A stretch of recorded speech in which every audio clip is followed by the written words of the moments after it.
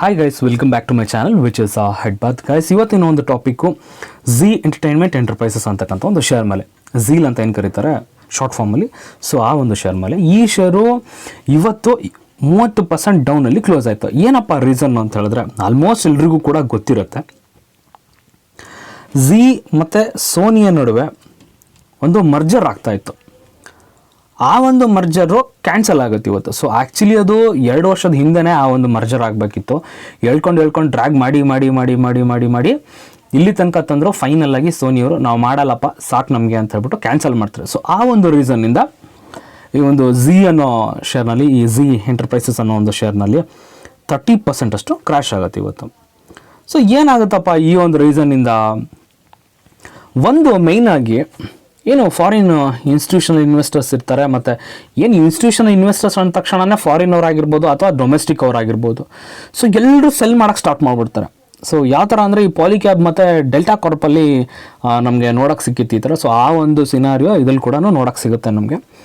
So ಮೇಯ್ನಾಗಿ ಇವಾಗ ಏನಪ್ಪ ಬ್ರೋಕರ್ಸ್ ಏನು ಮಾಡ್ತಾರಪ್ಪ ಅಂತ ಹೇಳಿದ್ರೆ ಒಂದು ಯೂಟರ್ನನ್ನು ತೊಗೋತಾರೆ. ಯೂಟರ್ನ್ ಯಾವ ಥರನಪ್ಪ ಯೂಟರ್ನು ಅಂತ ಹೇಳಿದ್ರೆ, ಒಂದು ಅವರು ಕೊಟ್ಟಿರ್ತಕ್ಕಂಥ ರೇಟಿಂಗ್ಸ್ ಏನಿರುತ್ತಲ್ಲ, ಫಾರ್ ಎಕ್ಸಾಂಪಲ್ ಔಟ್ ಆಫ್ 5 ಅದನ್ನು ರೆಡ್ಯೂಸ್ ಮಾಡ್ತಾರೆ. ಎಕ್ಸಾಂಪಲಿಗೆ ಹೇಳ್ತಿರೋದು ನಾನು. ಸೊ ಔಟ್ ಆಫ್ 5 ಅನ್ನೋದನ್ನು ನಾವು ಹೈಯೆಸ್ಟ್ ಅಂತ ಅಂದ್ಕೊಂಡ್ರೆ, 1 ಅನ್ನೋದನ್ನು ಲೀಸ್ಟು. ಸೊ ಇದರಲ್ಲಿ ಬೆಂಚ್ ಮಾರ್ಕಲ್ಲಿ ಈ ಒಂದು 1 to 5 ಸೊ ಅವರೇ ನಾವು ಆಲ್ಮೋಸ್ಟ್ ಒಂದು 4.5 ಅಂತ ಕೊಟ್ಟಿದ್ರೆ ಇವಾಗ 1, 1.5 ಈ ಥರ ಕೊಟ್ಟಿರ್ತಾರೆ. ಎಕ್ಸಾಂಪಲ್ಗೆ ಹೇಳ್ತಿರೋದು ಅಂದರೆ ರೇಟಿಂಗ್ಸ್ ಕಡಿಮೆ ಮಾಡ್ತಾರೆ. ಹಾಗೆಯೇ ಯಾರ್ಯಾರು ಬೈ ಮಾಡಿ ಅಂತ ಒಂದು ಇದನ್ನು ಕೊಟ್ಟಿರ್ತಾರೋ, ತಮ್ಮರಿ ಒಂದು ರಿಪೋರ್ಟ್ಸ್ನಲ್ಲಿ ಹೇಳಿರ್ತಾರೋ, ಅವರೆಲ್ಲರೂ ಕೂಡ ಇವಾಗ ಸೆಲ್ ಮಾಡಿ ಅಂತಕ್ಕಂಥ ಒಂದು ಮಾತನ್ನು ಹೇಳಿರ್ತಾರೆ. ಸೊ ನೋಡೋಣ ಯಾರಿದ್ದಾರೆ. ಮೆಜಾರಿಟಿ ಅವರು ನೋಡಿ, ಇಲ್ಲಿ analyst reduce price target for Zee post Sony merger deal termination. So ಅದರಲ್ಲಿ ಒಂದು CLSA down rates Zee to sell as Sony calls off merger. Sony ಯಾವಾಗ ಮರ್ಜರ್ನ ಕ್ಯಾನ್ಸಲ್ ಮಾಡಿಬಿಡುತ್ತೋ, ಸೊ ಅವಾಗ ಆ ತಕ್ಷಣವೇ CLSA ಅವರು ಡೌನ್ ರೇಟ್ ಮಾಡಿಬಿಟ್ಟು ಸೆಲ್ ಕಾಲ್ನ ಆಲ್ರೆಡಿ ಕೊಟ್ಬಿಟ್ಟು. ಬಟ್ ಇದೇ CLSA ಅವರು ಇದಕ್ಕಿಂತನೂ ಮುಂಚೆ ₹300 ಒಂದು ಟಾರ್ಗೆಟ್ನ ಕೊಟ್ಟಿರ್ತಾರೆ. ಯಾಕಪ್ಪ ₹300 ಟಾರ್ಗೆಟ್ನ ಕೊಟ್ಟಿರ್ತಕ್ಕಂಥವ್ರು ಇವಾಗ ನೋಡಿ 198 ಕೊಟ್ಟಿದ್ದಾರೆ. ಆ್ಯಕ್ಚುಲಿ ಇವತ್ತು 198 ಬ್ರೇಕ್ ಮಾಡಿ ಹತ್ತತ್ರ 155 ತನಕನೂ ಬಂದ್ಬಿಡ್ತು ಆ ಟಾರ್ಗೆಟ್ನೆಲ್ಲ ಇದು ಮಾಡಿಬಿಟ್ಟು. ಓಕೆ, ಏನಕ್ಕಪ್ಪ ₹300 ಕೊಟ್ಟಿದ್ರು ಅಂತ ಹೇಳಿದ್ರೆ, ಅಫ್ಕೋರ್ಸ್ ಮರ್ಜರ್ ಆಗ್ತಿದೆ. ಮರ್ಜರ್ ಆದ ನಂತರ ಒಂದು ದೊಡ್ಡ ಕಂಪ್ನಿ ಆಗುತ್ತೆ. ಸೋನಿ ಮತ್ತು ಝೀ ಸೇರಿಬಿಟ್ಟು ಇನ್ನೊಂದು ದೊಡ್ಡ ಕಂಪ್ನಿ ಆಗುತ್ತೆ. ಅಂದರೆ ಅದೇ ಕಂಪ್ನಿ ಹೆಸರು ಚೇಂಜ್ ಮಾಡ್ತಾರೆ. ಸೊ ಒಳ್ಳೆ ಬಿಸ್ನೆಸ್ ಆಗುತ್ತೆ, ಗ್ರೋತ್ ಚೆನ್ನಾಗಿರುತ್ತೆ ಅಂತ ಒಂದು ಎಕ್ಸ್ಪೆಕ್ಟೇಷನ್ ಇತ್ತು ಫ್ಯೂಚರಲ್ಲಿ. ಅಂದರೆ ಮೇಯ್ನಾಗಿ ಈ ಒಂದು ಝೀಗೆ ಇದೊಂದು ಫ್ಯೂಚರ್ ಇತ್ತು, ಬಟ್ ಆ ಫ್ಯೂಚರ್ ಇದು ಕಳ್ಕೊಂತು. ಸೊ ಆ ಒಂದು ಕಾರಣದಿಂದಾಗಿ ಈ ಅನಲಿಸ್ಟ್ಗಳು ಏನು ಮಾಡಿರ್ತಾರೆ, ಬೈ ಕಾಲ್ನ ಕೂಡ ಸೆಲ್ ಅಂತ ಇದು ಮಾಡಿದ್ದಾರೆ ಇವಾಗ. ಸೊ ನೋಡೋಣ ಏನೇನಿದೆ ಮುಂದೆ ಅಂತ ಹೇಳ್ಬಿಟ್ಟು. ಸೊ ಈ ಒಂದು ಕಾರಣದಿಂದ ಕೆಲವೊಂದು ಶೇರ್ಗಳು ಬಿದ್ದು, ಇದರ ಪ್ಯಾರಲ್ ಆಗಿ ಹೋಗ್ತಕ್ಕಂಥ ಶೇರ್ಗಳು.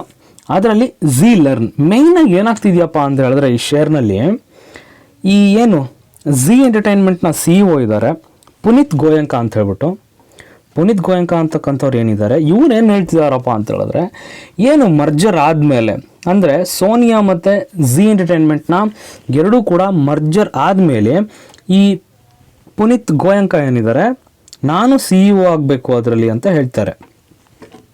ಸೋನಿಯವ್ರು ಏನು ಹೇಳ್ತಿದ್ದಾರೆ ಅದಕ್ಕೆ, ಓಕೆ ಫೈನ್, ನೀವು CEO ಏನೋ ಆಗಬಹುದು, ಆದರೆ ಪುನೀತ್ ಗೋಯಂಕ ಅವ್ರ ಮೇಲೆ ಸೆಬಿಯಿಂದ ಎನ್ಕ್ವೈರಿ ನಡೀತಿದೆ, ಕೋರ್ಟಲ್ಲಿ ಕೇಸಸ್ಗಳಿದ್ದಾವೆ, ಹಾಗೆಯೇ ತುಂಬ ಏನೇನೋ ಕೇಸು ಅದು ಇದು ಏನೇನೋ ಇದೆ.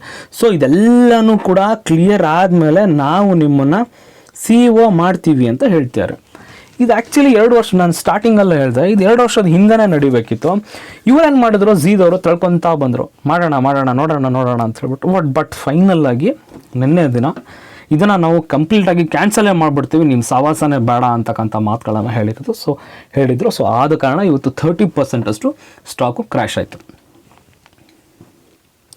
ಸೊ ಓಕೆ, ಹಾಗೆಯೇ ಇದರ ಒಂದು ಪ್ಯಾರಲಾಗಿ ಹೋಗ್ತಕ್ಕಂಥ ಶೇರು ಝೀ ಲರ್ನ್ ಅಂತ ಹೇಳ್ಬಿಟ್ಟು, ಇದು ಕೂಡ ನೋಡ್ಬೋದು ನೀವು ₹7 ಇರ್ತಕ್ಕಂಥ ಶೇರು 1.96% ಅಷ್ಟು ಇವತ್ತು ಕ್ರ್ಯಾಶ್ ಆಯಿತು. ಏನಕ್ಕಪ್ಪ ಇದು ಬರೀ ಒಂದು 1.96 ಅರೌಂಡ್ ಹತ್ರ ಒಂದು 2% ಅಷ್ಟು ಕ್ರಾಶ್ ಆಗಿದೆ ಅಷ್ಟೇ. ಅದು ನೋಡಿದರೆ 30%, ಇದು ನೋಡಿದರೆ 2%. ಎಲ್ಲಿ ಆಕಾಶ ಭೂಮಿ ಅಷ್ಟು ಅಂತರ ಬಂತಲ್ಲ, ಯಾಕಿರ್ಬೋದು ನೋಡೋಣ ಬನ್ನಿ.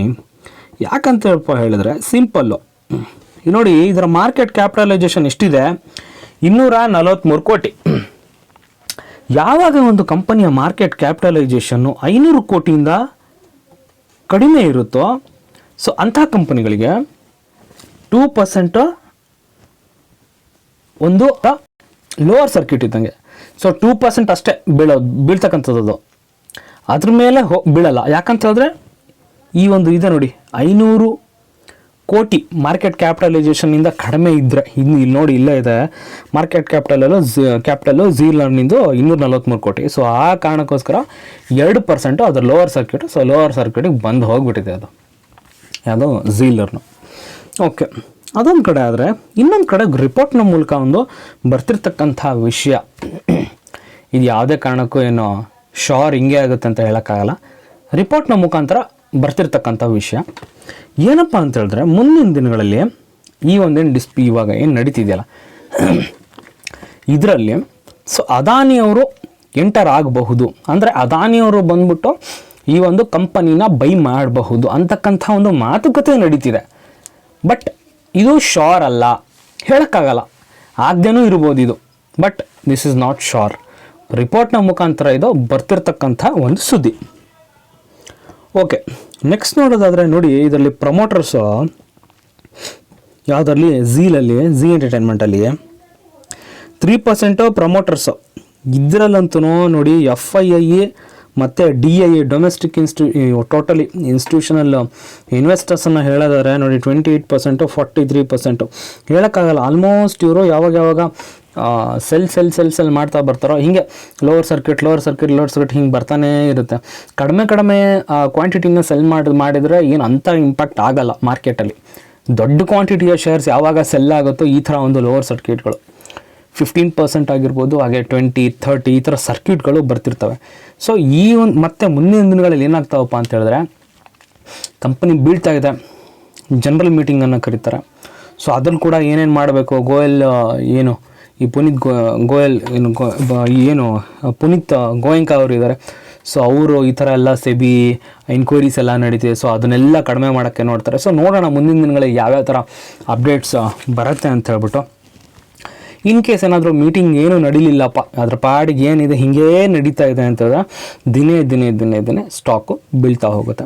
ಸೊ ನೋಡೋಣ ಮುಂದಿನ ದಿನಗಳಲ್ಲಿ ಯಾವ್ಯಾವ ಥರ ಅಪ್ಡೇಟ್ಸ್ ಬರುತ್ತೆ ಅಂತ ಹೇಳ್ಬಿಟ್ಟು. ಸೊ ಇದು ಈಗಿನ ತನಕ ಇರ್ತಕ್ಕಂಥ ಒಂದು ನ್ಯೂಸು. ಸೊ ನೋಡೋಣ. ಐ ಹೋಪ್ ವಿಡಿಯೋ ಇಷ್ಟ ಆಯಿತು ಅಂದ್ಕೋತೀನಿ. ವಿಡಿಯೋ ಇಷ್ಟ ಆದರೆ ಒಂದೇ ಒಂದು ಲೈಕ್ ಕೊಡಿ. ಹಾಗೆಯೇ ನನ್ನ ಚಾನಲ್ನ ಸಬ್ಸ್ಕ್ರೈಬ್ ಮಾಡ್ಕೊಂಡಿಲ್ಲ ಅಂದರೆ ಸಬ್ಸ್ಕ್ರೈಬ್ ಮಾಡ್ಕೊಳ್ಳಿ ಗೈಸ್. Thank you.